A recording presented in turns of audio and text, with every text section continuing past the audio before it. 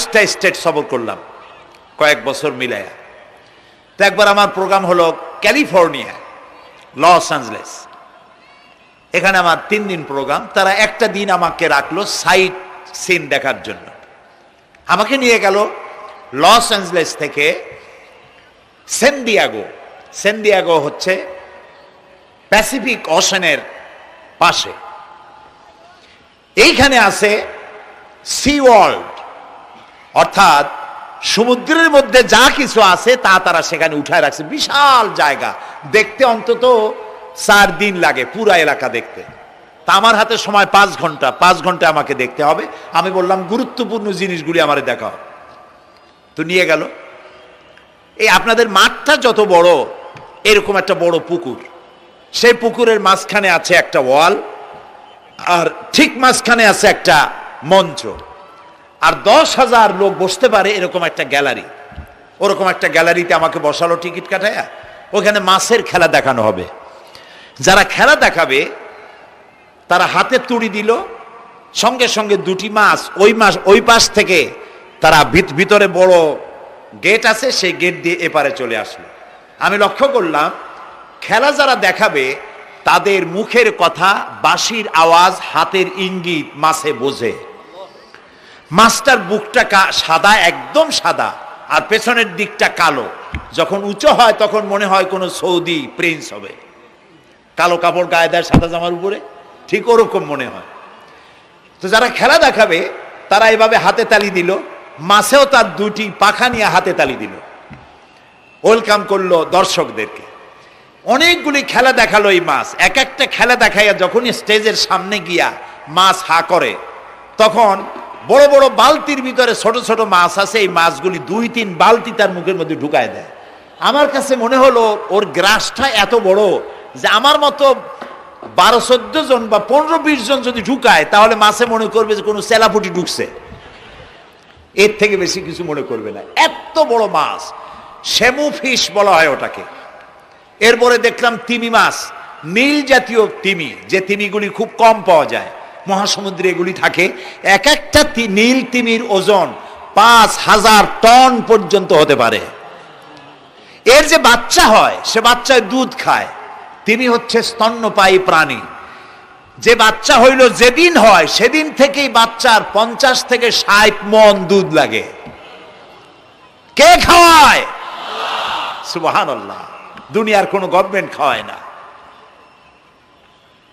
দুনিয়ায় স্থলভাগে পিঁপড়া থেকে শুরু করে হাতি পর্যন্ত, ছোট্ট চেলা পোকা থেকে শুরু করে সাপ, বড় বড় পাইথন পর্যন্ত, টোনাটুনি পাখি থেকে শুরু করে ঈগল পর্যন্ত, নদীর ভিতরে চেলাপুটি থেকে শুরু করে তিমি মাছ পর্যন্ত অসংখ্য প্রাণী সকাল বেলায় খালি পেটে জঙ্গল থেকে, গর্তের মধ্য থেকে, বাসা থেকে, পানির মধ্য থেকে যার যার আস্তানা ছেড়ে আহারের অনুসন্ধানে শত সহস্র কোটি প্রাণী সব যার যার ক্ষুধার পেট নিয়ে বেরিয়ে যায়। আল্লাহ রাব্বুল আলামিন বলেন, সন্ধ্যা হতে না হতে সবগুলির পেট ভরাইয়া যার যার বাসায় আমি ভিড়াইয়া দেই। ইন্নাল্লাহা হুয়ার রাজ্জাকু যুল কুওয়াতিল মাতিন। খেতে দেওয়ার মালিক কে? সেই আল্লাহর এই গুণকে, এই গুণাবলীকে বিশ্বাস করতে হবে। খেতে দেওয়ার মালিক তিনি কেবলমাত্র। সন্তান হয় না, দেওয়ার মালিক কে? বলেন জোরে। হাসাবার মালিক কে? কাঁদাবার মালিক কে?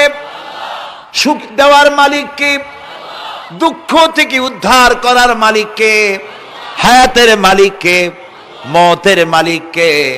ফাআলুন লিমা ইউরিদ।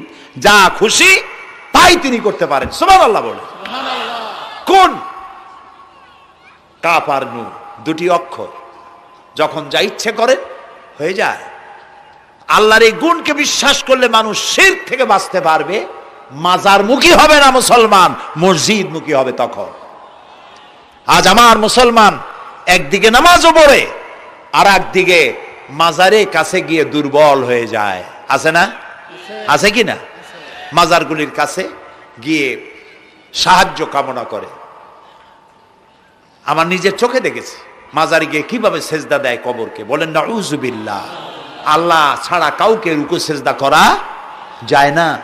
যা চাবার আল্লাহর কাছে চাইতে হবে। ওয়াইজা সাআলতা ফাসআলিল্লাহ ওয়াইজা ইসতাআনতা ফাসতাইন বিল্লাহ। যা কিছু চাওয়ার আল্লাহর কাছে চাও, যা কিছু বলার আল্লাহকে বলো।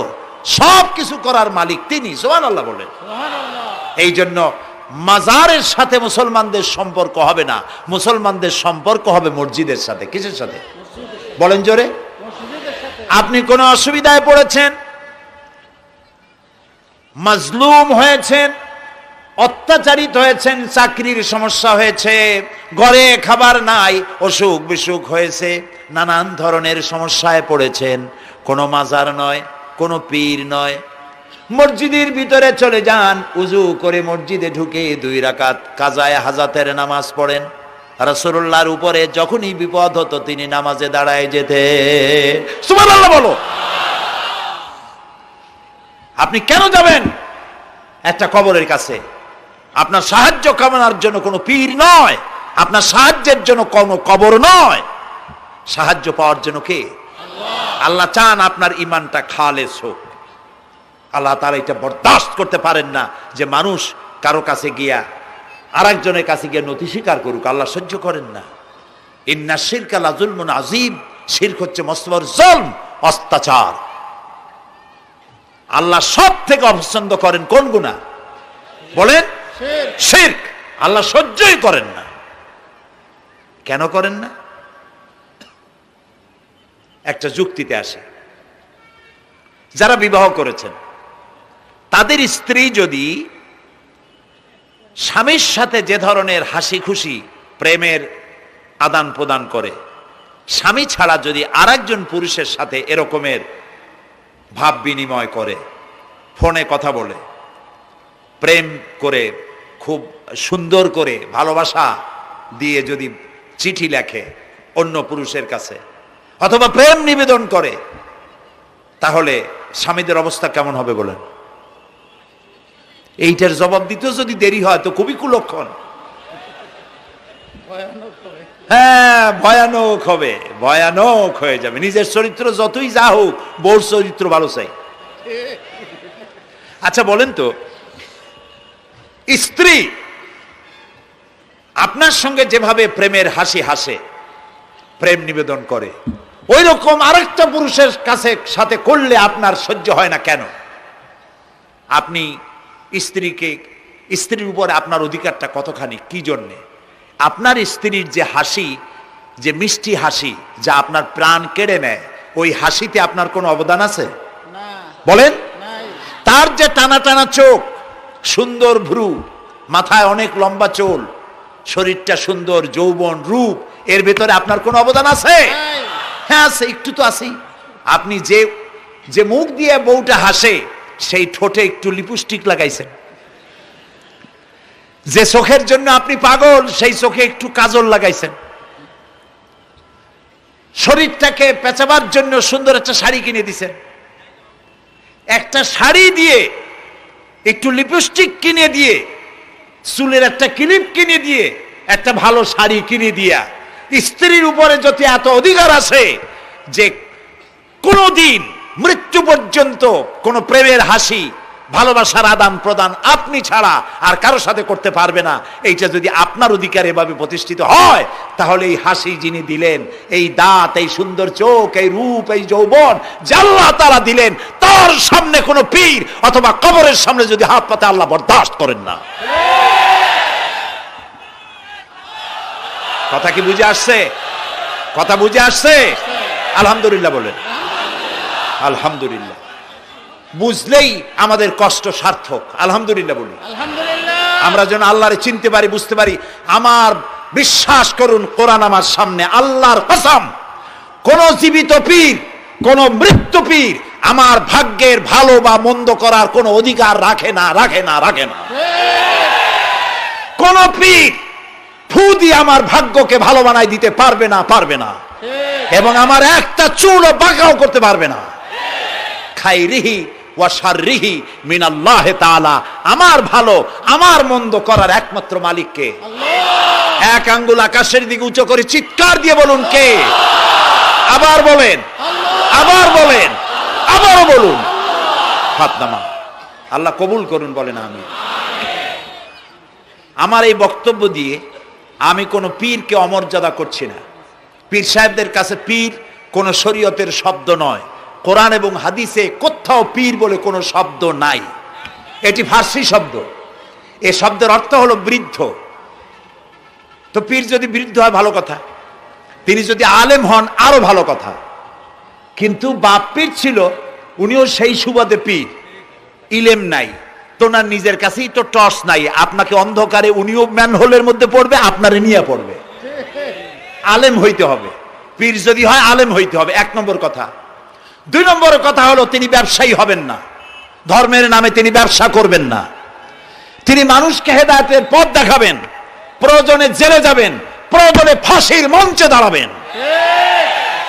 তিনি নিজেকেই ইসলামের সব আমি করি, আর ইসলাম কারো কাছে নাই। যারা ইসলাম করলো 70-80 বছর ধরে, রাজনীতির পথ দেখালো, তারা ইসলামের দল না, ওনারটাই ইসলামের দল। এই ধরনের ফাজলামি বক্তব্য থেকে বিরত থাকতে হবে। এই ধরনের বেয়াদবিপূর্ণ বক্তব্য থেকে বিরত থাকতে হবে। আমার দোকানে খাঁটি ঘি পাওয়া যায়, আর কারো দোকানে খাঁটি ঘি পাওয়া যায় না। ইসলাম নিয়ে এই ধরনের মনোপলি বিজনেস করতে দেওয়া হবে না। প্রিয় ভাই সব, আমরা পীর সাহেবদের চিনি। পীর ছিলেন শাহজালাল রহমতুল্লাহ আলাইহি। সুবহানাল্লাহ। যুদ্ধ করা লাগে নাই, আজান দিয়েছেন, মূর্তির মাথা ভাঙ্গা চুর চুর হয়ে পড়ে গিয়েছে। গৌর গোবিন্দ পলায়া কুল পায় নাই। লোকেরা যায় তার মাজারে গিয়ে গজাল মাছ জিয়ারত করে আসে, কিন্তু তরবারিটা দেখে আসে না। দোধারি তরবারি এখনো আছে। সুবহানাল্লাহ বলেন। পীর ছিলেন হযরতে বাহাউদ্দিন নকশবন্দি, মুজাদ্দিদ আল ফিসানি রহমতুল্লাহ আলাইহি, বড় পীর আব্দুল কাদের জিলানী রহমতুল্লাহ আলাইহি, খাজা মঈনুদ্দিন চিশতি রহমতুল্লাহ আলাইহি, শাহজাহান আলী রহমতুল্লাহ আলাইহি। কত ওলিউল্লাহর মাজার দিয়ে আমার দেশ ভরা। আলহামদুলিল্লাহ কর। আলহামদুলিল্লাহ। এরা একদিকে মানুষকে মুরিদ বানায়া মুরিদের টাকা দিয়ে নিজেদের পকেট ভরেন নাই। ওনারা এরকম করতেন না, এইরকম করতেন। আর রাসূলুল্লাহ বলেছেন এই রকমের হাতের মর্যাদা নাই, এই হাতের মর্যাদা। আমি পীর দেখছিলাম, বাইতুল শরীফের পীর হযরত শাহ আব্দুল জব্বার সাহেব, আল্লাহ তাআলা জান্নাতুল ফেরদাউসের মেহমান বানায়নি। এই বাংলাদেশে শত শত মসজিদ, মাদ্রাসার এতিমখানা তৈরি করে গেছেন। সুবহানাল্লাহ।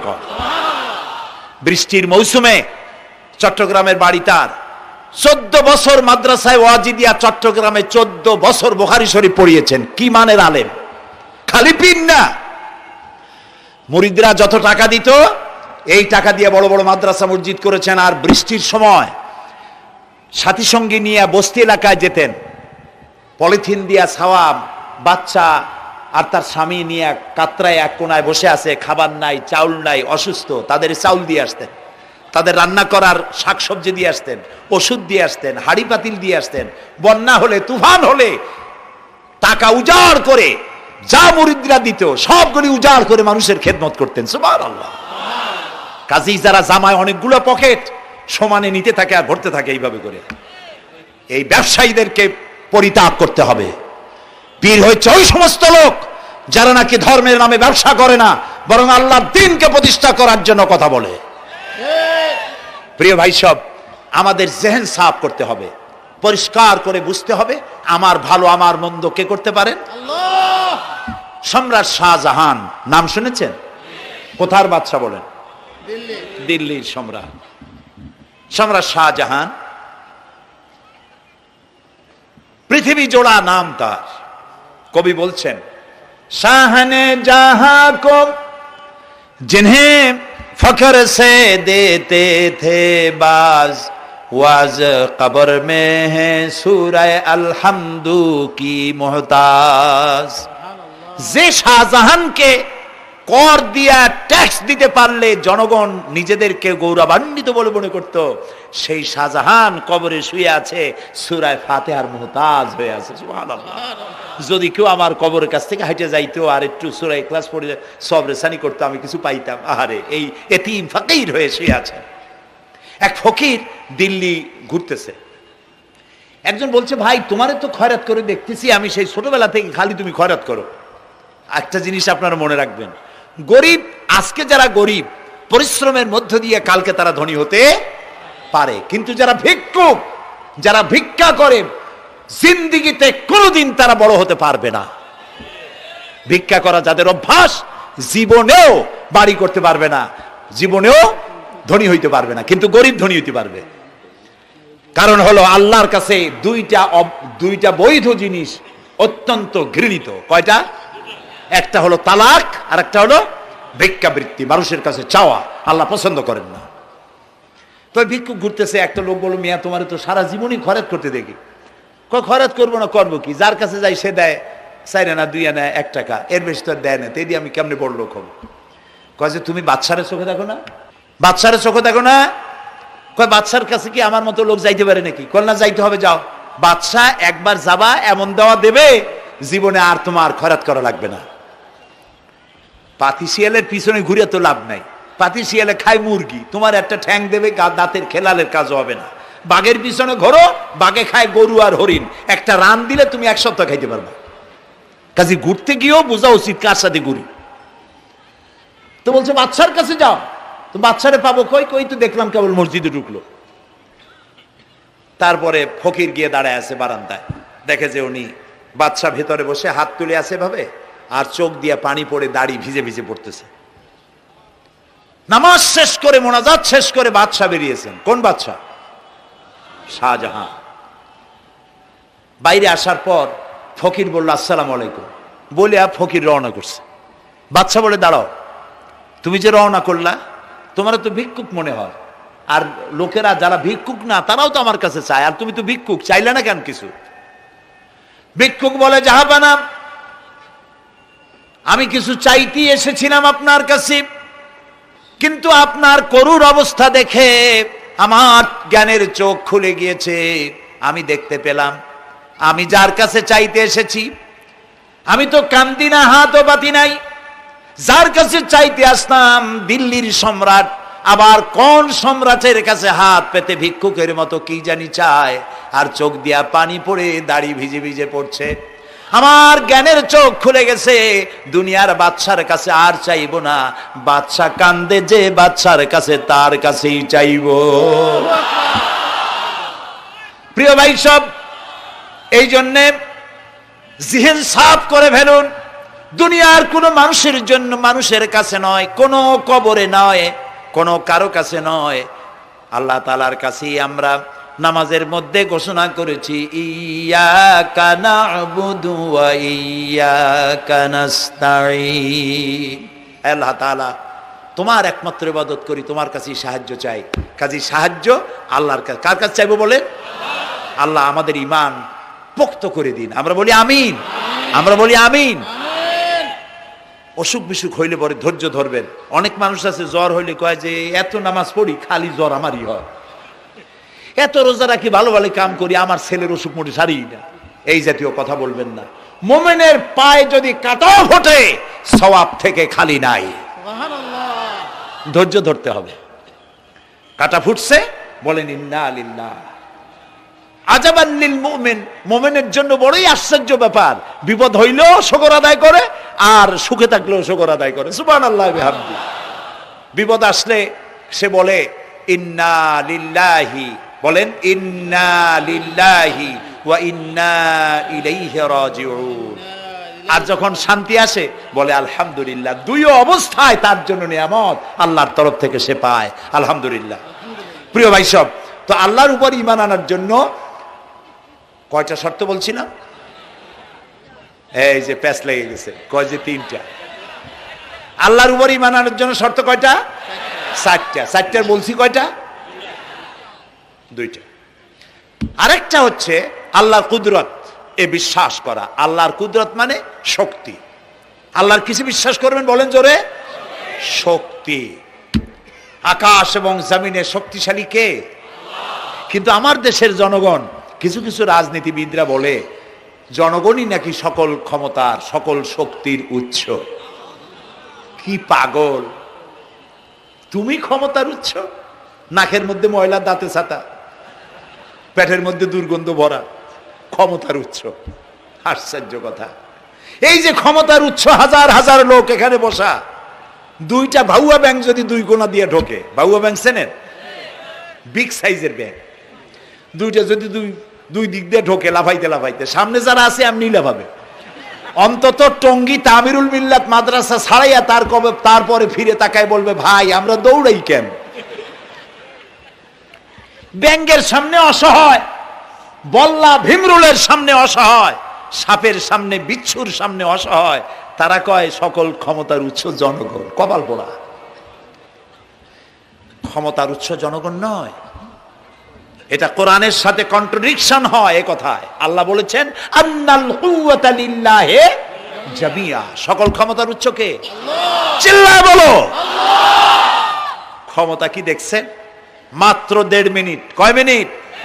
মাত্র 1.5 মিনিট। আল্লাহ বলেছেন কোন? সাথে সাথে তামিলনাড়ু, মালয়েশিয়া, ইন্দোনেশিয়া, থাইল্যান্ড, মালদ্বীপ, শ্রীলঙ্কা, 2 লক্ষ লোক শেষ, 1 লক্ষের খোঁজ নাই। সমুদ্রের পানি 33 ফিট উঁচু হয়ে এসছে। সুবহানাল্লাহ কই দিচ্ছে করে না? বিজ্ঞানীরা বলেছেন ভারত মহাসাগরের তলদেশে ফাটল ধরেছে, ওর কয়েক কিলোমিটার নিচে ভূমিকম্পের উৎপত্তি হয়েছে। ভারত মহাসাগরের পানি 3 হাত না 4 হাত, কত কিলোমিটার আল্লাহই জানে। এই কয়েক কিলোমিটার নিচে যে মাটি, সেই মাটিরও কয়েক কিলোমিটার নিচে ভূমিকম্পের উৎপত্তি। এখান থেকে ভূমির কম্পন হয়েছে, সেই ভূমিকম্পে সমস্ত মহাসাগরের মধ্যে, ভারত মহাসাগরের মধ্যে জলকম্পন শুরু হয়েছে। পানির কম্পন, মাটির কম্পন একসাথে। 33 ফিট উঁচা, মানে 4 তলা বিল্ডিং এর মতো উঁচু হয়ে আসছে পানি। 4 তলা পরিমাণ উঁচু হয়ে পানি চলে আসছে। বাড়ি গাড়ি সব কিছু খড় কুটার ন্যায় সব উড়িয়ে দিয়েছে। এগুলোরে কপাল পোড়া নাস্তিক যেগুলি, তারা বলে প্রাকৃতিক দুর্যোগ। ওর বাপের মাথা। আচ্ছা, প্রাকৃতিক দুর্যোগ, প্রকৃতি কি? কোন জন্তুর নাম? প্রকৃতি কোন জন্তু জানোয়ারের নাম? প্রকৃতি নিজে চলে না কেউ তাকে চালায়? কে চালায়? কপাল পোড়ারা তা বোঝে না। বিশ্ববিদ্যালয়ের শিক্ষক হয়েছে তো, আল্লাহ দিয়ে আসি কোথায়? তবে সব খারাপ না, ভালো আছে আলহামদুলিল্লাহ। কিছু আছে কপাল পোড়া। বিশেষ করে শান্তিনিকেতনে যারা পড়াশোনা করে আসে, সাহিত্য চর্চা করে, এই সাহিত্য চর্চা করতে করতে এক পর্যায়ে কপাল পুড়ে যায়। আল্লাহরে চিনতে পারে না, সব চেনে আল্লাহরে চেনে না। আল্লাহ এখন চিনাইতেছে ভালো করে। প্রিয় ভাই সব, কওমে আদ, কওমে সামুদ, এগুলিকে আল্লাহ তারা ধ্বংস করেছেন। কিয়ামতের আগে এই যে 7টা আকাশ, এই আকাশ সম্পর্কে অবিশ্বাসীরা তারা বলেছে আকাশ বলতে কিছুই নেই, এটা নাকি অনেক দূরে, তাই নীলা নীলে দেখা যায়। কি কপাল পোড়া চিন্তা করেন, নীলা নীলা দেখা যায়। এই আকাশ মহাশূন্য। এই আকাশগুলিকে, আকাশ কয়টা? কয়টা স্তর? 7টা। এগুলি কাতাইয়ে সিজিল্লিল কুতুব। কোরআনে কারিমে আল্লাহ তাআলা বলেছেন কিতাবের পৃষ্ঠার মতো কিয়ামতের আগে একটার পর একটা ঠাস ঠাস করে পড়বে, ভেঙে চুরে চুরমার হয়ে যাবে। ওয়াইদাল বিহারু ফুজ্জিরাত, আল্লাহ তাআলা বলছেন ইদাস সামাউ ফাতারাত ওয়াইদাল কাওয়াকিবু ইনতাসারাত ওয়াইদাল বিহারু ফুজ্জিরাত। আকাশের তারকাসমূহ বিক্ষিপ্ত হয়ে পড়বে। অসংখ্য তারকারাজি, বিশাল বিশাল তারকা বিক্ষিপ্ত হয়ে পড়বে। চন্দ্র সূর্য একটার সাথে আরেকটা ধাক্কা লেগে চাঁদ আর সূর্য আলো হারিয়ে ফেলবে, একাকার হয়ে যাবে। পাহাড়গুলো উঁচু করে আল্লাহ তাআলা জমিনের উপরে আছাড় মারবেন, কাল ইহনিল মানফুস, তুলার মতো উড়ে চলে যাবে। সুবহানাল্লাহ বলবা না? কত বড় শক্তি আল্লাহ পাকের। ওয়াইদাল বিহারু ফুজ্জিরাত, সমুদ্র সমূহ বিদীর্ণ হয়ে যাবে। সমুদ্রে যত পানি আছে সমস্ত পানিগুলি নিঃশোষিত হয়ে যাবে মাটির তলায় এবং সেখানে অগ্নুৎপত্তি হবে। কোরআনে কারীম আল্লাহ বলে দিয়েছেন গোটা সমুদ্রগুলিতে আগুন জ্বলতে থাকবে। এগুলি কিয়ামতের আলামত। আল্লাহ পাকের অফুরন্ত মেহেরবানি। এই যে কানের কাছ দিয়া গুলিটা চলে গেছে, কানে লাগে নাই, বাড়ির কাছ থেকে কিয়ামত হয়ে গেল, বাংলাদেশে আল্লাহ বাঁচাই দিলেন। সুবহানাল্লাহ বলো, আলহামদুলিল্লাহ বলেন। আমাদের প্রতিবেশী দেশগুলিতে যেভাবে আঘাত লাগছে, ওর 1000 ভাগের 1 ভাগের আঘাত কয়েক সেকেন্ড যদি বাংলাদেশে হতো, আমাদের সব অপরিকল্পিত শহর, রাজুক পারমিশন দিয়েছে 3 তলার, করা হয়েছে 7 তলা। এইভাবে অপরিকল্পিত যত বিল্ডিং আছে এগুলি পচা সিমেন্ট দিয়ে, পচা ইট দিয়ে তৈরি করা হয়েছে। 2-3 সেকেন্ডের ভূমিকম্প যথেষ্ট এই শহর লণ্ডভণ্ড করে দেওয়ার। অসংখ্য মানুষ মারা যাবে, অসংখ্য বাড়িঘর শেষ হয়ে যাবে। এদেরকে রেস্কিউ করার মতো মডার্ন ইকুইপমেন্টসও গভর্নমেন্টের কাছে নাই। এই জন্য আল্লাহর কাছে সেজদা দিয়া গুনার তওবা করতে হবে, আল্লাহ আমাদের মাফ করে দাও, আমার এই গরিব দেশটাকে কিয়ামত পর্যন্ত এই গজব থেকে বাঁচাও।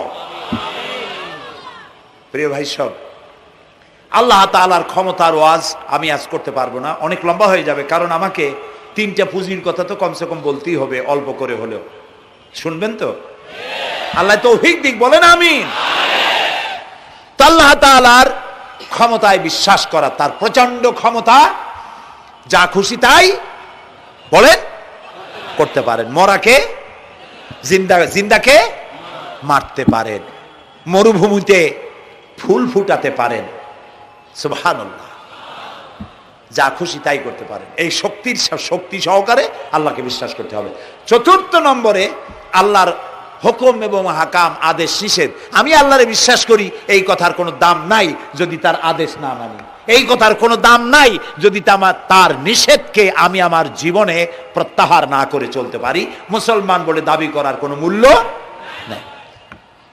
একদিকে নামাজ পড়ি, আর একদিকে ওজনে কম দেই, খাদ্যে ভেজাল দেই, বেপরদা করি, মিথ্যা কথা বলা হয়, ওজনে কম দেয়, খাদ্যে ভেজাল দেয়, জমিনের আইল ঠালে আমানতের খেয়ানত করে।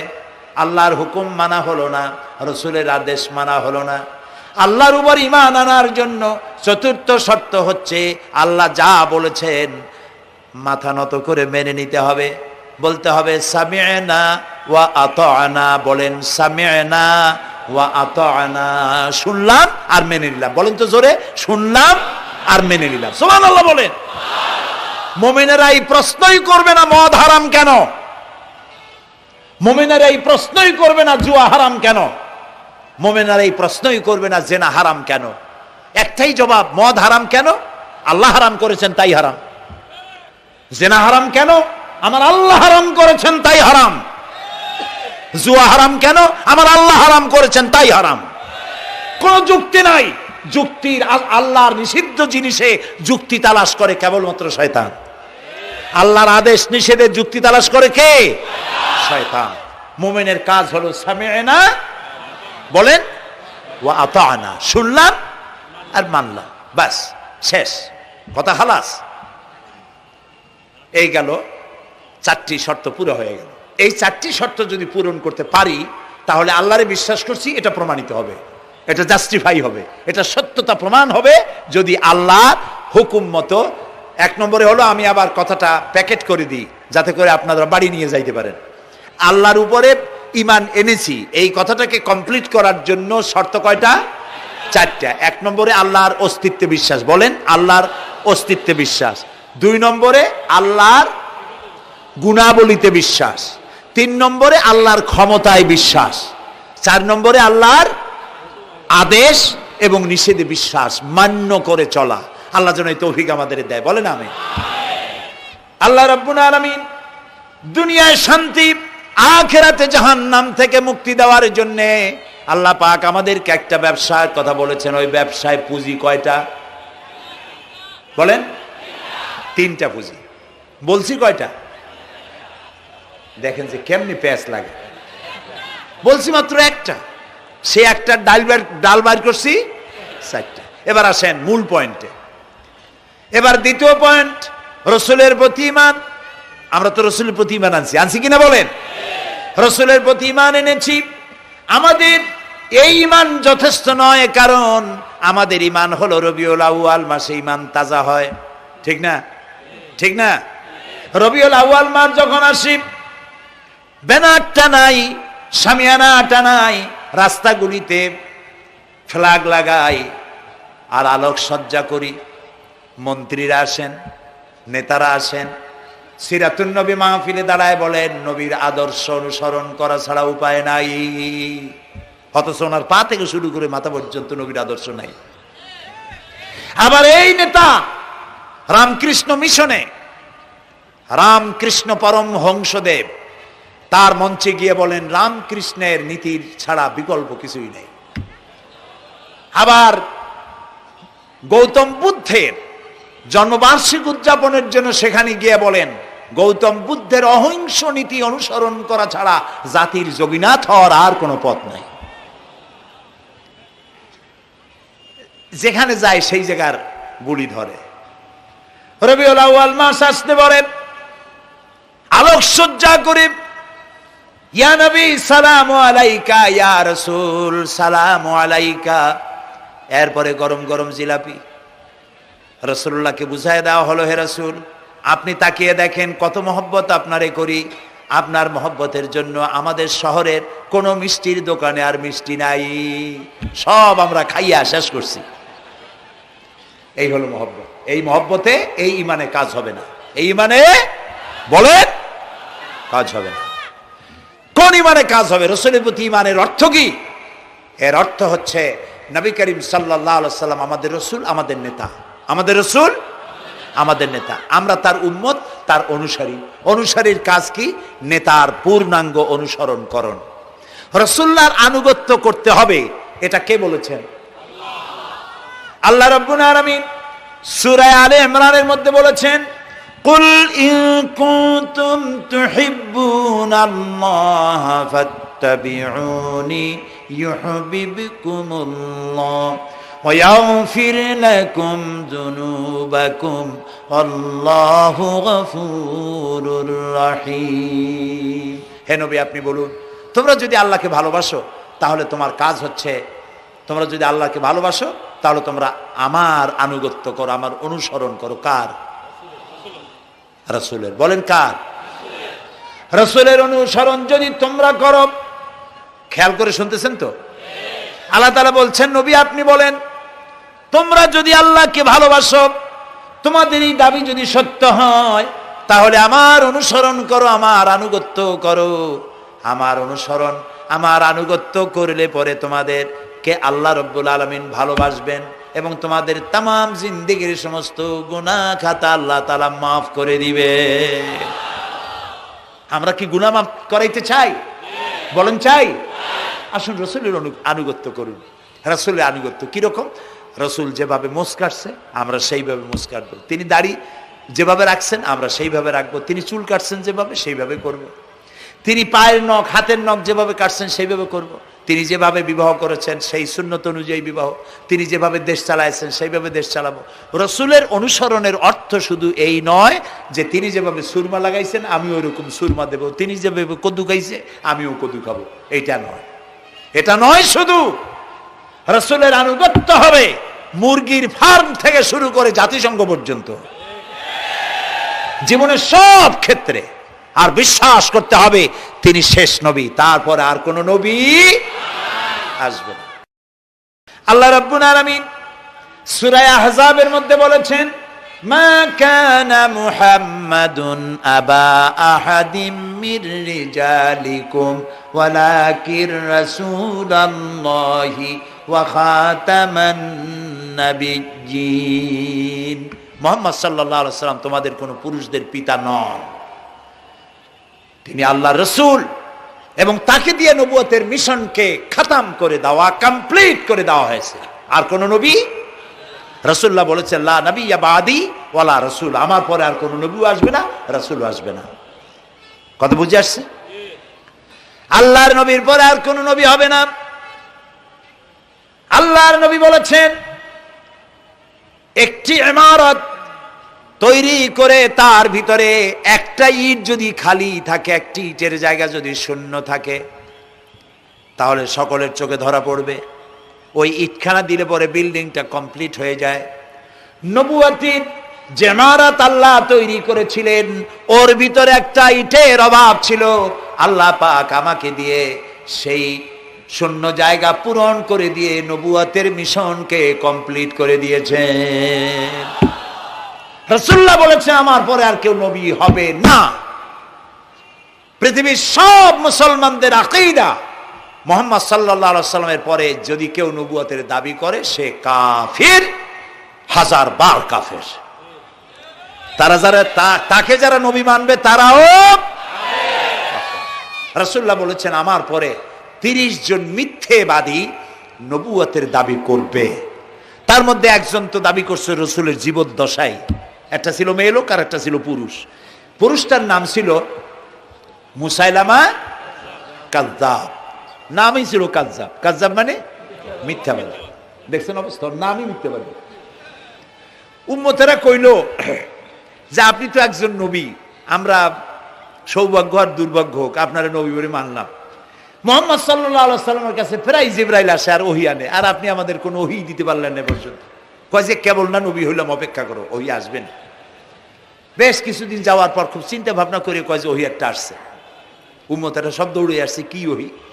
কয় যে এইমাত্র শেষ রাত্রে জিবরাইল আসছিল, আইসে আমারে কয়ে গেল একটা সূরা নাজিল করলো। সূরাটা কি? ইন্না আতাইনাকাল আকাক ফাসাল্লি লিরাব্বিকা ওয়াজআক ইন্না শানিয়াকা হুয়াল আবলাক। উম্মতেরা কয় সর্বনাশ, এই সূরা পড়তে গেলে তো আমরা কাইসা মরে যাব। এর অর্থ তো খুব বিকায়দা। কি সূরা নাজিল হইল আপনার উপরে? ইন্না আতাইনাকাল আকাক মানে আমি তোমাকে হুতুম পেশা দান করেছি, সুতরাং তুমি তোমার প্রভুর উদ্দেশ্যে নামাজ পড়ো আর চিৎকার মারো, কারণ তোমার শত্রুরা সাদা এবং কালো বর্ণের। আমরা তো আগামাথা কিছু বুঝলাম না, কি ওই? আচ্ছা ঠিক আছে, পয়গম্বর মুহাম্মদ সাল্লাল্লাহু আলাইহি সাল্লামকে তার উম্মতেরা নিয়ে যায় তাদের বাগানে, মাঝে মধ্যে নিয়ে যায়। নিলে পরে যে কুয়ায় পানি থাকে না, শূন্য কুয়া পানিতে ভরে যায়। যে গাছতলা দিয়ে তিনি হেঁটে যান, যে খেজুর গাছে খেজুর নাই সেই গাছতলা দিয়ে রাসূল হেঁটে গেলেন, গাছে ফল ধরে যায়। আপনি তো এরকম কিছু দেখাইতে পারেন না। কয় তোমরা তো আমার নেও না, চলো না যাই। নিয়ে গেছে, যাইয়া দেখে যে কুয়ার পাড় দিয়ে যায়, যে কুয়ায় পানি থাকে তা থাকে না, শুকায় যায়। যে গাছ তলায় দিয়ে যায় ওই গাছে খোরমা থাকলে সাথে সাথে খড়গুলো ঝরে যায়। উম্মতের কয় কি একটা কপাল পড়ো নবী পাইলাম ভাগে। আল্লাহ তারে শেষ করছে দুনিয়া থেকে, জাহান্নামে চলে গেছে। সেই মহিলাটাও গেছে, সেও গেছে। রাসূলুল্লাহ বলেছেন এইরকম 30 জন মিথ্যাবাদী নবুয়তের দাবি করবে কিয়ামতের আগ পর্যন্ত। গোলাম আহমদ কাদিয়ানী, এ হলো ইতিহাসে আমরা যদ্দ পাই তার পর্যন্ত 28 জন হয়েছে। মুহাম্মদ সাল্লাল্লাহু আলাইহি সাল্লামের ইন্তেকালের পর ওকে নিয়ে হয়েছে 28 জন। কয়জন হইল? বাকি আছে কয়জন? তাই বলে কিয়ামত যে এই 2 জন হইলি আগামী বছর বা 5-6 বছরের মধ্যে কিয়ামত হবে ওইটা চিন্তা করেন না। এই পৃথিবীতে একটা লোক আল্লাহ শব্দ উচ্চারণ করার যদি থাকে কিয়ামত সে পর্যন্ত হবে না। সুবহানাল্লাহ। সুতরাং বহুত দেরি আছে কিয়ামতে। তবে ওর মতো আরো শয়তান 2 জন আসবে। গোলাম আহমদ কাদিয়ানী বলল আমি পয়গম্বর, আমি নবী, আমার উপরে ওহী আসে। তো তার সঙ্গে ওই যুগের বড় আলেম মাওলানা আতাউল্লাহ শাহ বুখারী রহমতুল্লাহ আলাইহি, তিনি বললেন আচ্ছা তুমি যে নবুয়তের দাবি করো এই শক্তি তুমি পাও কই? কয় যে আমার শক্তি তো কোরআন, কোরআনের মধ্যেই আছে আমার কথা। কোথায়? কয় সূরা সফের মধ্যে আছে, ইয়াতি মিন বাদি ইসমুহু আহমদ। ঈসা আলাইহিস সালাম আমার ব্যাপারে ফোরকাস্ট করেছেন, ভবিষ্যৎবাণী দিয়েছেন যে আমার পরে একজন আসবে তার নাম হবে আহমদ, আমি তো সেই আহমদ। মাওলানা বুখারী বলছেন বেকুব, ঈসা আলাইহিস সালাম যার কথা বলেছেন তার নাম, ঈসা আলাইহিস সালাম যার কথা বলেছেন তার নাম হলো ফকাত আহমদ, আর তোমার নাম হলো গোলাম আহমদ। তাহলে এতে করে বোঝা যায় ঈসা আলাইহিস সালাম যার কথা বলেছেন তুমি সেই আহমদের গোলাম, তো তুমি নবুয়তের দাবি করো কেন? গোলাম আহমদ কয় যে হুজুর আমার নামের আগে গোলাম বৈশা একটু সমস্যা হয়েছে ঠিক, তো গোলামটারে যদি বাদ দেই তাহলে তার আপনি আপত্তি করতে পারেন না আমি আহমদ থাকি আর আপনি আমার উম্মত হয়ে যান। আমার কথা ঈসা আলাইহিস সালাম বলেছেন। মাওলানা বুখারী বলছেন, দেখো তোমার ফতোয়া অনুযায়ী তুমি বলছো নামের প্রথম অংশ বাদ দিয়া শেষের অংশ নিয়ে তোমার উপর ঈমান আনতে, তাহলে আমার নাম আতা আল্লাহ, তোমার ফতোয়া অনুযায়ী আমার নামের প্রথম অংশ বাদ দিলাম, আতা গেছে, থাকছে আল্লাহ। আর আল্লাহ হয়ে বলছি তোর মতো গাধারে আমি নবুয়ত দেই নেই। এরপর এই শয়তানের মউত হলো কোথায় বলেন? কোথায়? পায়খানার ভিতরে। এই কাদিয়ানীরা, গোলাম আহমদ কাদিয়ানী কাফের, ওরে যারা নবী বলে মানে তারাও কাফের। প্রিয় ভাই সব, পৃথিবীর 48টি মুসলিম দেশ কাদিয়ানীদেরকে নন মুসলিম মাইনরিটি হিসেবে ঘোষণা দিয়েছে রাষ্ট্রীয়ভাবে। সৌদি গভর্নমেন্ট আইন পাশ করেছে কিয়ামত পর্যন্ত কাদিয়ানীরা মক্কা মদিনায় প্রবেশ করতে পারবে না। বিগত 100 বছরের ভিতরে কোন কাদিয়ানী মক্কা মদিনায় ঢুকতে পারে নাই। আজকে বাংলাদেশে খতমে নবুয়তের আন্দোলন নতুন কিছু নয়, দীর্ঘদিন থেকেই উপমহাদেশে খতমে নবুয়তের আন্দোলন চলছে। এই আন্দোলন চলবে যতদিন পর্যন্ত সরকারের পক্ষ থেকে তাদেরকে নন মুসলিম মাইনরিটি ঘোষণা না করা হচ্ছে, আন্দোলন চলবেই।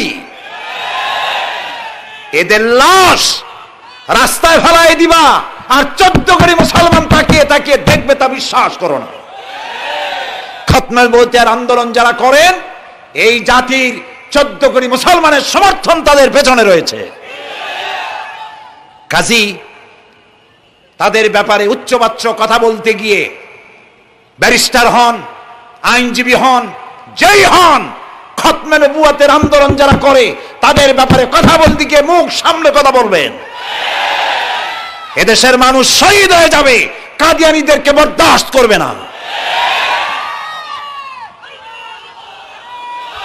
আমাদের দেশে হিন্দু, থামুন, আমাদের দেশে হিন্দু, খ্রিস্টান, বৌদ্ধ আমাদের দেশের নাগরিক অধিকার ভোগ করে না? আমাদের সমান নাগরিক অধিকার তারা ভোগ করে। কাদিয়ানীরাও হিন্দু খ্রিস্টানদের মতো নন মুসলিম মাইনরিটি হিসেবে এদেশে বসবাস করে নাগরিক সুবিধা ভোগ করবেন, কোনো অসুবিধা নাই। কিন্তু আপনি মুসলমান বলে দাবি করবেন না, শেষ নবী মানবেন না, আমরা এই ব্যাপারে কিয়ামত পর্যন্ত আপোষ করব না। কেবলমাত্র মূর্খ, দালাল, হারামখোর তারাই কাদিয়ানীদের পক্ষ অবলম্বন করতে পারে, ইমানদারেরা পারে না।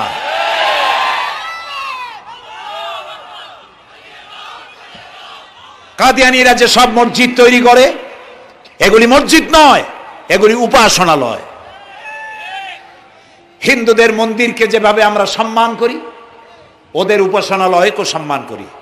কিন্তু কাদিয়ানীরা যতদিন মুসলমান নামের পরিচয় দিতে থাকবেন, আমরা আমাদের অধিকার আদায়ের জন্য সুশৃঙ্খল ভাবে গণতান্ত্রিক পদ্ধতিতে আমরা এই অধিকার আদায়ের চেষ্টা করব। খতমে নবুয়তের আন্দোলন কোনো রাজনৈতিক আন্দোলন নয়, এটি আমাদের ইমানের আন্দোলন। যারা আন্দোলন করতেছেন তারা আমাদের ফরজে কিফায়ার দায়িত্ব পালন করছেন। প্রিয় ভাই সব, রাসূলের প্রতি ঈমান আনতে হলে এরকম ঈমান আনতে হবে, তারপরে আর কোন নবী আসবে না। তারপরে কথা হলো তাকে অনুসরণ করতে হবে পায়ের নখকাটা থেকে শুরু করে মাথার চুল পর্যন্ত, জীবনের সব ক্ষেত্রে রাসূলের অনুসরণ করতে হবে। তিনি সেনাপতি ছিলেন, শ্রমিক ছিলেন, পিতা ছিলেন, নানা ছিলেন, স্বামী ছিলেন, ঠিক না? তিনি রাষ্ট্রপ্রধানও ছিলেন। আজকে যারা ধর্ম আর রাজনীতি আলাদা করেন তারা মুনাফিক, মুসলমান নয়, তারা কি? মুনাফিক। এই জন্য আমাদেরকে মনে রাখতে হবে নবী করিম সাল্লাল্লাহু আলাইহি ওয়াসাল্লাম রাষ্ট্র পরিচালনা করেছেন। যারা ধর্ম আর রাজনীতি আলাদা করেন তারা মুসলমান হিসাবে আল্লাহর কাছে পরিচিত হতে পারবেন না। প্রিয় ভাই সব, নবীজি মক্কা থেকে মদিনা এলেন, মদিনা এসে রাষ্ট্রপ্রধানের দায়িত্ব পালন করলেন। আজ তিনি রাষ্ট্রপ্রধান, কোরআন হলো সংবিধান, কোরআনের আইন চালু করে দিলেন। চুরি বন্ধ হলো, ডাকাতি বন্ধ হলো, জেনা ব্যভিচার বন্ধ হয়ে গেল, মানুষ দরজা খুলে ঘুমাবার সুযোগ পেল। সুবহানাল্লাহ, সুবহানাল্লাহ। নবী করিম সাল্লাল্লাহু আলাইহি ওয়াসাল্লাম একটি সুন্দর সুখী সমাজ পৃথিবীতে চালু করে গেলেন। আজ আমাদের ভাগ্য যদি খুলতে হয়, রাসূলের অনুসরণ করি আমাদেরকে রাষ্ট্র পরিচালনা করতে হবে। ইসলাম সন্ত্রাসকে প্রশ্রয় দেয় না, ঠিক না ভাই? আমাদেরকে যারা সন্ত্রাসী বলে, ওরাই তো সন্ত্রাসের দাদা, ওরা সন্ত্রাসের জন্মদাতা।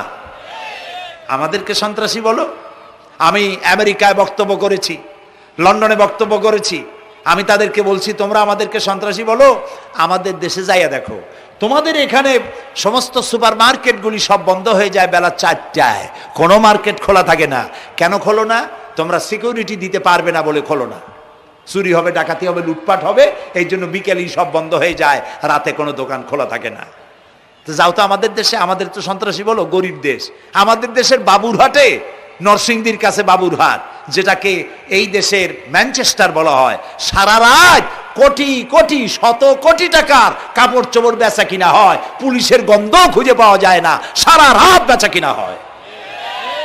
গ্রামের বাজারগুলি যায় দেখেন, আমাদের দেশে যশোরে, খুলনায়, উত্তরবঙ্গে রাত 2টা 2:30 পর্যন্ত বেচা কিনা হয়, ঠিক না? এই যে আমাদের দেশে আল্লাহর মেহেরবানি, এবারে যে ঈদের সময় ঈদ আর পূজা একসাথে হইল, মুসলমান মেয়েরা, হিন্দু মেয়েরা সোনা দানা গলায় পরিয়া, হাতে পরিয়া, তারপরে বাজারঘাট ঈদের কেনাকাটা, পূজার কেনাকাটা করছে, কোনো অসুবিধা হয় নাই, ঠিক না? আল্লাহর মেহেরবানি, র্যাবে জি যা করার করছে। মক্কা শরীফে, মদিনা শরীফে দেখলাম লোকেরা হাত তুলে, বাংলাদেশি লোকেরা ওখানে যারা আছে, র্যাবের জন্য দোয়া করছে, আল্লাহ র্যাবের প্রতি তুমি রহমত নাজিল করো, আল্লাহ রহম করুন, কনা আমি। দেশের যতটা অসুবিধা হয়েছিল তার থেকে অনেক গুণ জ্ঞান হয়ে গেছে, আলহামদুলিল্লাহ, আলহামদুলিল্লাহ। প্রিয় ভাই সব, এই যে আল্লাহ রাব্বুল আলামিন মুসলমানদেরকে পৃথিবীর মধ্যে সব থেকে বেশি শান্তি প্রিয় করেছেন, কোন আলহামদুলিল্লাহ। তোমরা আমার মক্কা যাইয়া দেখো, মক্কা মদিনায় যাইয়া দেখো, আমাদের কেউ সন্ত্রাসী? মক্কা মদিনায় লক্ষ লক্ষ মানুষ এই যে সব চলে গেছে, এখন কোথায় গেছে? সারা পৃথিবী থেকে মানুষের এখন ছুটছে ছুটছে, পৌঁছে গেছে, আর পথে আছে, প্লেনে আছে, নদীতে আছে, গাড়িতে আছে। সুবহানাল্লাহ, লক্ষ লক্ষ মানুষ চলে গেছে, সবার একই ড্রেস, একই গন্তব্য, একই স্লোগান, লাব্বাইক আল্লাহুম্মা লাব্বাইক। সব মানুষ চলে গেল। আমি 96-তে যখন পার্লামেন্টে আসলাম, প্রথম পার্লামেন্টে এক বক্তৃতার ভেতরে আমি বলেছিলাম যে আমাদের দেশে নেতা নেত্রীরা উমরা করে, হজ করে। আচ্ছা, আপনারা যাইয়া দেখেন কি, করেন কি, আনেন কি? যাইয়া একটু তোয়াব করিয়া আসার সময় আতর আর পাথর, সুরমার খুরমা পকেট ভরে নিয়ে আসেন, কিন্তু চোখে দেখেন না। আল্লাহ তাআলা বলছেন, আওয়ালাম ইয়ারাউ আন্না জাআলনা হারামান আমিনান, তোমরা কি দেখতে পাও না আমার এই হারামকে আমি কিভাবে নিরাপত্তার শহর বানিয়েছি? সুবহানাল্লাহ। রাত 2:30-3টার সময় চাঁদের মতো সুন্দরী যুবতী মেয়ে একাকিনী, কোনো পুরুষ সঙ্গী ছাড়া, নিজের ডেরা, নিজের তাবু ফেলে কাবা শরীফের ভিতরে এসে গেল, লক্ষ লক্ষ পুরুষের মধ্য দিয়ে আল্লাহর ঘর তওয়াফ করলো, তাহাজ্জুদের নামাজ আদায় করলো, এরপরে দোয়া দুরুদ করে, কান্নাকাটি করে, মেয়ে লোকটি একাকী লক্ষ লক্ষ মানুষের মধ্য দিয়ে নিজের ঘরে ফিরে গেল। কোন পুরুষের একবার তার চেহারার দিকে নজর পড়েছে তো দ্বিতীয়বার তার রূপ উপভোগ করার মতো সাহস কারো মনের মধ্যে জাগে না। হাজার বছরের ইতিহাস, মক্কা থেকে, মদিনা থেকে, আরাফাত থেকে, মুজদালিফা থেকে, মিনা থেকে একটা নারী লাঞ্ছিতা হয়েছে, ধর্ষিতা হয়েছে, অপমানিতা হয়েছে, এর ইতিহাস নয়। প্রিয় ভাই সব, প্রসঙ্গক্রমে এই টঙ্গী লক্ষ লক্ষ লোকেদের সমাবেশ হয়, আলহামদুলিল্লাহ বলো। হতেই পারে তাবলিগি জামাতের ভাইয়েরা এখানে উপস্থিত হন, সারা দেশ থেকে, বিভিন্ন দেশ থেকেও লোকজন আসে, এক জায়গায় বসে আল্লাহ বিল্লাহ করে, মোনাজাত করে। এটা মনে আসতো তাই বলতেছি। কেউ কেউ এটাকে খুব বাড়াবাড়ি করেন, সে বাড়াবাড়িটা হলো, কেউ কেউ বলেন আরাফাতের পরেই দ্বিতীয় এই সমাবেশ। এই বেয়াদবি শব্দটাকে উচ্চারণ করবেন না আল্লাহর হস্তে। কোথায় টঙ্গী, কোথায় আরাফাত, আর কোথায় টঙ্গী? কি এর সাথে আপনি কি মিলান? আপনি বলুন এখানে লক্ষ লক্ষ লোক হয়েছে, আমরাও দেখতে পাচ্ছি লক্ষ লক্ষ লোক হয়, কিন্তু আপনি কেন দ্বিতীয় সমাবেশ বলেন? কেন আপনি আরাফাতের ময়দানের পরে এই কথা বলেন? মহাগুনাহ, মহা বেয়াদবি। আরাফাতে যাওয়া ফরজ, টঙ্গীতে আসা নফল নয়। আপনি কিসের সাথে কি তুলনা করেন? জিন্দিগিতে এই চিন্তা করবেন না। কিছু কিছু লোক আছে গ্রামের মধ্যে, অবশ্য কোনো আলেম, কোনো মুরব্বীরা এইসব কথা বলেন না, মূর্খ যারা তারা এই ধরনের কথা ছড়াইছে গ্রামে। 3 বার টঙ্গীতে আসতে পারলে 1 হজের সওয়াব হয়। বলেন নাউজুবিল্লাহ। শুধু 3 বার না, কিয়ামত পর্যন্ত লোকের এখানে আসতে থাকলে আরাফাতের ময়দানে 1 সেকেন্ডের যে সওয়াব হবে তাও হবে না। আরাফাত হচ্ছে সেই ময়দান যেখানে আদম আলাইহিস সালাম থেকে শুরু করে মুহাম্মদ রাসূলুল্লাহ সাল্লাল্লাহু আলাইহি সাল্লাম পর্যন্ত সব নবীদের চোখের পানি শুকিয়েছে। পৃথিবীর কোটি কোটি মানুষ এখানে কাঁদছে। আর আল্লাহ রাসূল বলেছেন, আল হাজ্জুল মাবরুর লাইসা লাহুল জাযাউ ইল্লাল জান্নাহ। একটা কবুল হজের সওয়াব আল্লাহর কাছে বেহেশত দেওয়া ছাড়া আর কিছুই নেই। মান হাজ্জা লিল্লাহ ফালাম ইয়ারফুস ওয়ালাম ইয়াফসুক রাজাকা ইয়াউমিন ওয়ালাদাতহু উম্মুহু, রাওয়াহুল বুখারী। বুখারী শরীফের হাদিস। রাসূলুল্লাহ বলছেন, আরাফাতের ময়দান থেকে হাজিরা যখন বেরিয়ে যায় সন্ধ্যায়, মা যেমন নিষ্পাপ সন্তান প্রসব করে, আরাফাত থেকে হাজিরা তেমন নিষ্পাপ হয়ে বেরিয়ে যায়। আল্লাহর হস্তে আপনারা এই তুলনাটা কেউ করবেন না। বলবেন অনেক বড় সমাবেশ হয়েছে, লক্ষ লক্ষ লোক হয়েছে, বাস শেষ। এটা দ্বিতীয় সমাবেশ, আরাফাতের পরে এটা দ্বিতীয় স্থান অবলম্বন করেছে, এইসব বাজে কথা আর একদিনও বলবেন না। মহাবেয়াদবি যদি কেউ বলে থাকেন আস্তাগফিরুল্লাহ পড়ুন, পড়েন আস্তাগফিরুল্লাহ। আল্লাহ সবাইকে ক্ষমা করুন, বলুন আমিন। এখানে আসলে দোয়া কবুল হবেই, কোনো গ্যারান্টি নেই, কোনো গ্যারান্টি নাই। কিন্তু রাসূলুল্লাহ বলেছেন আরাফাতের ময়দানে দোয়া কবুল হয়। রাসূলুল্লাহ বলেছেন আল্লাহর ঘরের কাছে দাঁড়ায়া মুলতাজিমে দাঁড়ায়া এমন কোন দোয়া করি নাই যে আল্লাহ কবুল করেন নাই। কাজে এই সব চিন্তা করবেন না।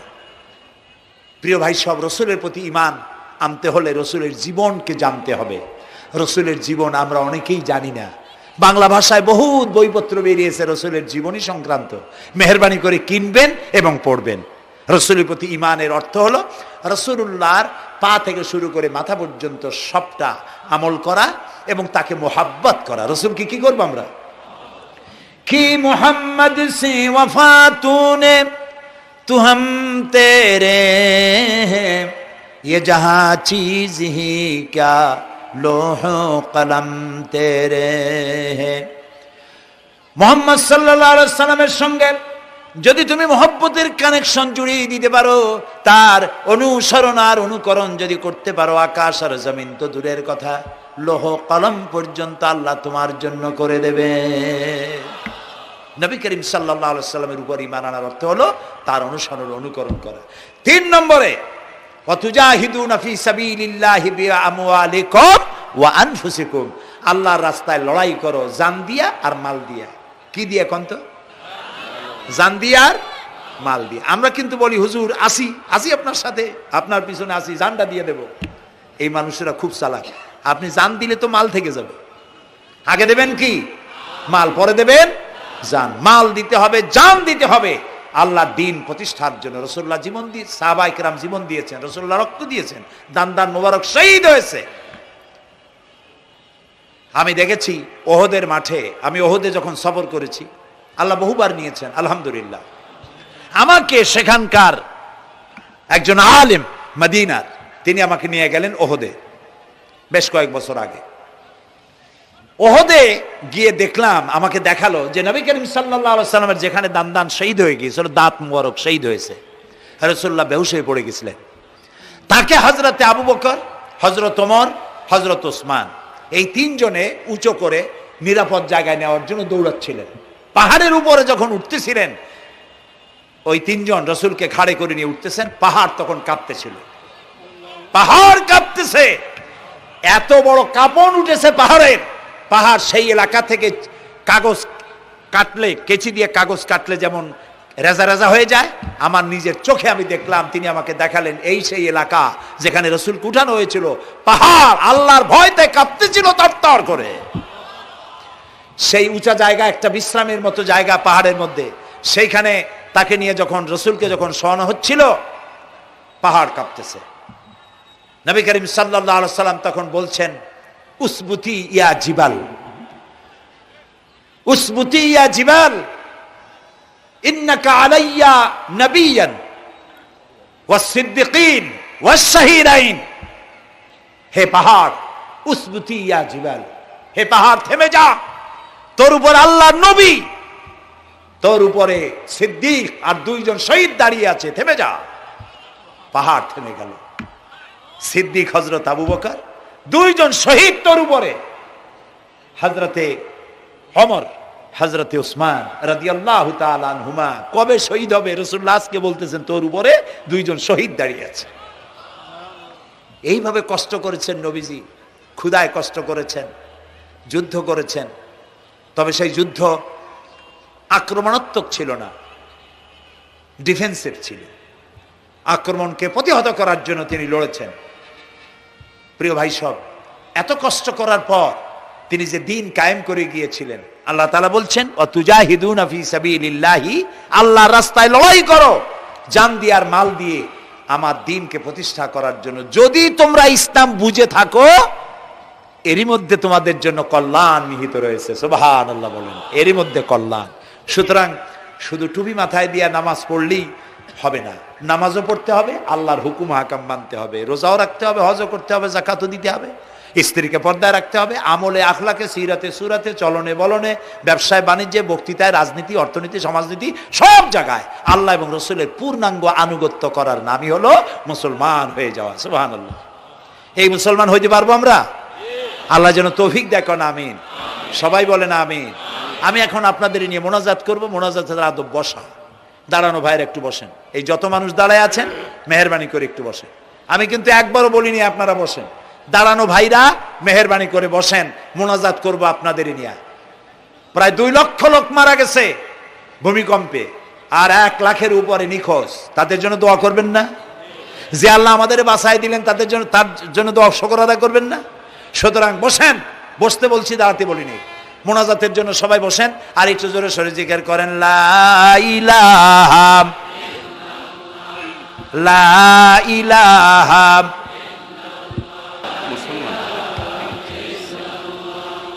ঘামে শেষ হয়ে গেছে।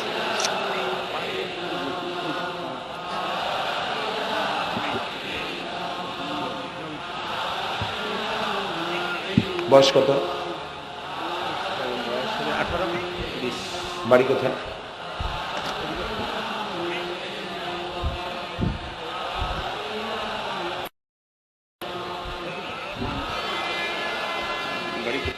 একটু জোরে, লা ইলাহা। এফিডেভিট করছো? বসো বসো।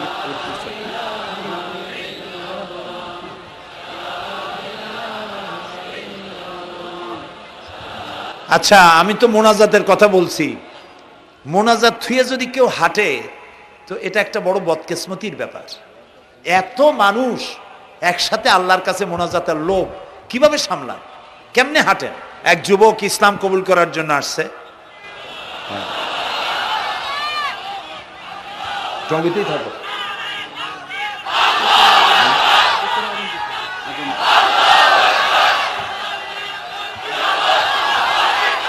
জি,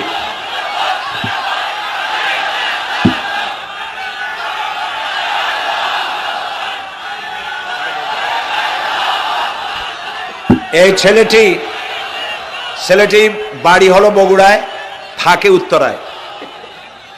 এই ছেলের বাপের নাম শ্রী সুধীর চন্দ্র সরকার, আর তার নাম হলো চঞ্চল কুমার সরকার। বর্তমান নাম পছন্দ করেছে বশির উদ্দিন।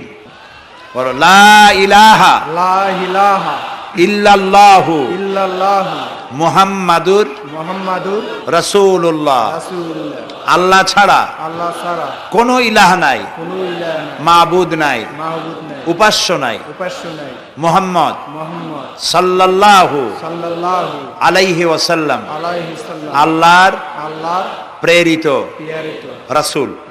আশহাদু আন লা ইলাহা ইল্লাল্লাহু ওয়াহদাহু লা শারীকা লাহু ওয়া আশহাদু আন্না মুহাম্মাদান আবদুহু ওয়া রাসূলুহু। আমি সাক্ষ্য দিচ্ছি আল্লাহ ছাড়া কোনো ইলাহ নাই, মাবুদ নাই, উপাস্য নাই। তিনি এক, তিনি একক, তার কোনো অংশীদার নাই। আমি আরো সাক্ষ্য দিচ্ছি মুহাম্মদ সাল্লাল্লাহু আলাইহি ওয়াসাল্লাম আল্লাহর বান্দা এবং তার প্রেরিত রাসূল। বলো আসসালামু আলাইকুম। আপনারা জবাব দেন। এই ছেলেটি এখন আমাদের মধ্যে নিষ্পাপ। আমাদের সকলের আমলনামায় পাপ আছে। রাসূলুল্লাহ বলেছেন, যখন একজন মুশরিক ইসলাম কবুল করে, কালেমা পড়ে, বিশ্বাস করে, অর্থ সহকারে উচ্চারণ করে, তার পিছনের সমস্ত গুনাহ খাতাকে আল্লাহ তাআলা মাফ করে দেন। সুতরাং আমরা তার জন্য দোয়া করি, আল্লাহ যেন তাকে খাঁটি মুসলমান বানায় দেন। আমরা সবাই বলি আমিন। প্রিয় ভাই সব, মোনাজাতের পর এশার আজান হবে। আমরা বা জামাত এশার নামাজ পড়ে যাব ইনশাআল্লাহ। বলেন ইনশাআল্লাহ। এত বড় জামাত আমরা কোথাও পাবো না, এবং জীবনে আরেকটা জামাত এরকম পাবো তার কোনো নিশ্চয়তাও নাই। ঠিক না ভাই? নামাজ আমরা আদায় করে যাব 5 ওয়াক্ত। কি বলে, এখানে সারা জীবন 5 ওয়াক্ত নামাজ সঠিকভাবে আদায় করব, আর এশার নামাজ আমরা এখানে জামাতে আদায় করে যাব। আর এই বিশাল মাহফিল তৈরি করতে অনেক খরচ হয়েছে। আপনারা নিশ্চয়ই দেখতে পান এত বড় প্যান্ডেল করতে কত টাকা খরচ হতে পারে, এবং তারা প্রচেষ্টা করেছে। আপনারা এই লাইটিং, মাইকিং, প্যান্ডেল, স্টেজ, তারপরে পোস্টার, গেট ইত্যাদি তৈরি করতে বহু টাকা খরচ হয়েছে। আপনারা যাওয়ার সময় মেহেরবানি করে তাদেরকে চতুর্দিকে ড্রাম এবং চাদর নিয়ে লোকেরা দাঁড়িয়ে থাকবে, আপনারা আল্লাহর হস্তে তাদেরকে কিছু সহযোগিতা করে যাবেন। রাজি আছেন? আপনারা রাজি আছেন? আল্লাহ আপনাদেরকে তৌফিক দিন। মা বোনেরা যারা এসছেন, মা বোনদের জন্য আজকে তেমন কোনো কথা বলতে পারলাম না, তবে যা বলেছি নারী এবং পুরুষ সকলের জন্য সমভাবে প্রযোজ্য। আপনাদের জন্য একটু বেশি করতে হবে। এই রাসূলুল্লাহ বলেছেন, আল মারআতু ইজা সাল্লাত খামসাহা ওয়া সামাত শাহরাহা ওয়া আতাআত বালাহা ওয়া আহসানাত ফারজাহা। রাসূলুল্লাহ বলেছেন, যেসব মহিলারা 5 ওয়াক্ত নামাজ সঠিকভাবে আদায় করে, রমজান মোবারকের রোজা রাখে, সতীত্বের হেফাজত করে, স্বামীর আনুগত্য করে চলে, কিয়ামতের দিন ওই সব মহিলারা আল্লাহর জান্নাতের যে দরজা দিয়া খুশি সেই দরজা দিয়া জান্নাতে প্রবেশ করতে পারবে। সুতরাং আপনারা এই কথাগুলি মেনে চলুন, আল্লাহ আপনাদেরকে তৌফিক দিন। আমি মোনাজাত করব এখনই, আপনারা যাওয়ার সময় সকলে সহযোগিতা করে যাবেন। আর নামাজের জন্য একটি বই আছে, চরিত্র গঠনে নামাজের অবদান। আমরা যে নামাজ পড়ি অনেক সময় নামাজ হয় না। রাসূলুল্লাহ বলেছেন, সাল্লু কামা রাআইতুমুনি উসাল্লি। নামাজ পড়ো সেইভাবে যেভাবে আমাকে নামাজ পড়তে দেখো। জীবনের শ্রেষ্ঠ ইবাদত নামাজ, তাই যদি সঠিক না হলো তাহলে পণ্ডশ্রম হয়ে যাবে। এই জন্য নামাজ কিভাবে মানুষের চরিত্রে অবদান রাখে, আর নামাজটা কেমনে পড়তে হবে, রাসূলুল্লাহ কিভাবে পড়েছিলেন, সেটি আমার এই বইটিতে লেখা আছে। এটি চরিত্র গঠনের নামাজের অবদান। এখানে লাইব্রেরি আসছে, কোথায় আপনারা খুঁজে বের করে সেটা নিয়ে যাবেন। আর একটি হলো সূরা লোকমান। সূরা লোকমানের 2টা রুকুর তাফসীর করেছিলাম আমি চট্টগ্রামে, মাত্র 2 রুকুর তাফসীর। এই 2 রুকুর তাফসীর 5 দিনে শোনার পর 48 জন হিন্দু, বৌদ্ধ, মুসলমান হয়ে গিয়েছিল। যাকাত সম্পর্কে, মা বাপের অধিকার সম্পর্কে হযরতে লোকমান তার সন্তানকে যে নসিহত করেছে, সেই নসিহত 9টা নসিহত ছিল। ওই নসিহতগুলি আল্লাহর এত পছন্দ হয়েছে যে আল্লাহ তাআলা নিজে লোকমানের নসিহত কোরআন শরীফে উঠায় দিয়েছে। সুবহানাল্লাহ। সুতরাং আমার সন্তানদের ভালো করার জন্য এই নসিহতগুলি দরকার। এটি এটির নাম যারা ক্যাসেট থেকে উদ্ধার করেছে নাম হলো তাফসিরে সাইদি লোকমান, এবার সূরা লোকমান। এ পর্যন্ত 4টা তাফসির বেরিয়েছে তাফসিরে সাইদি নামে, যেগুলি আমি তাফসির করেছি চট্টগ্রামে, সেগুলি এসব বই ওখানে পাওয়া যাবে।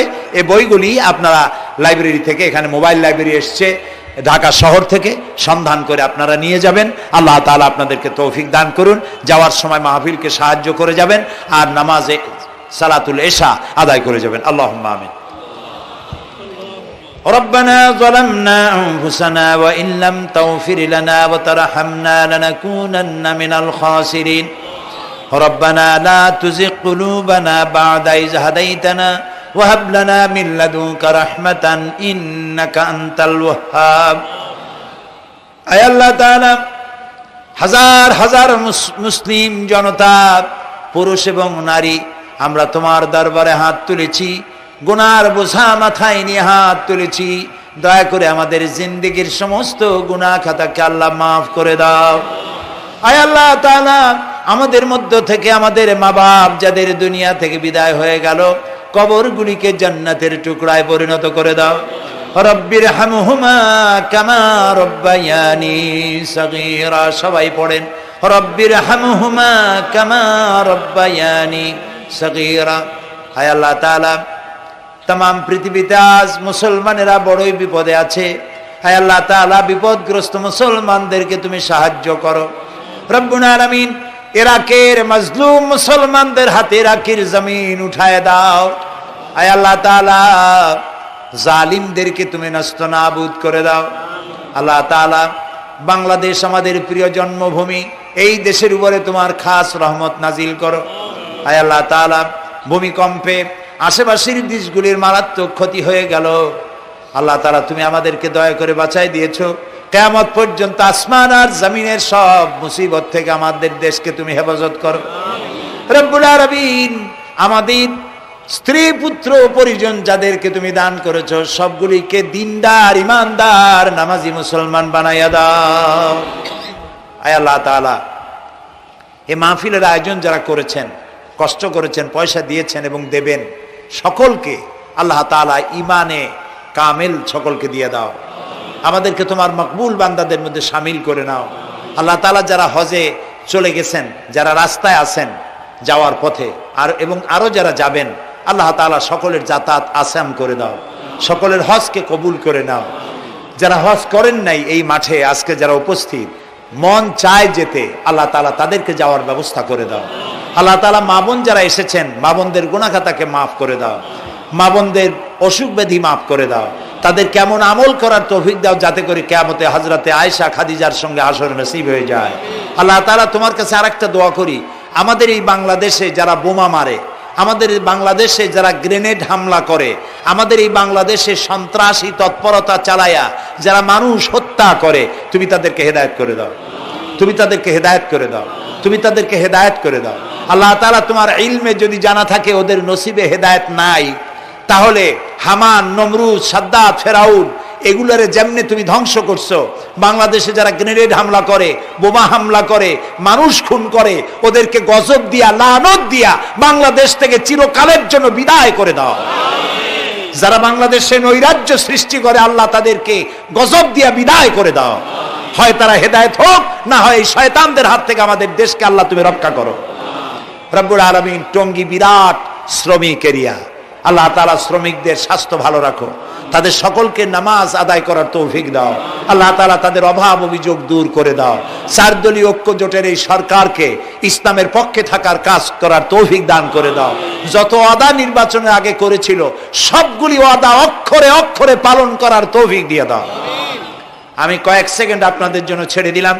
মাথা নিচু করে, চক্ষু বন্ধ করে, যার যা চাওয়ার দরকার আল্লাহর কাছে চান। এই বিশাল মাহফিলে আল্লাহ তাআলা দোয়া কবুল করবেন ইনশাআল্লাহ।